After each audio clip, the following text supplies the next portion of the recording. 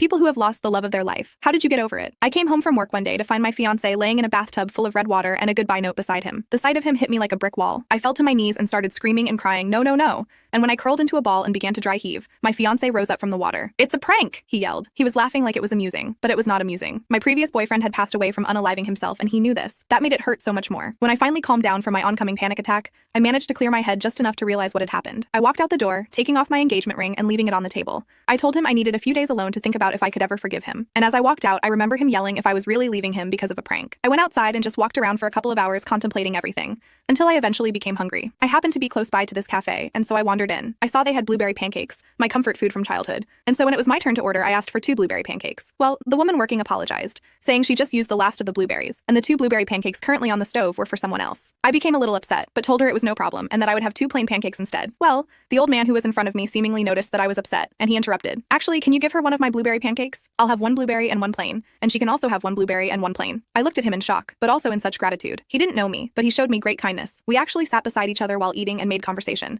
and I accidentally trauma dumped onto him. He was extremely wise and thoughtful, and he gave me amazing insight and advice. I made my mind up to leave my fiancé that day, and it's because of the old man's words, because up until then, every part of me wanted to forgive him.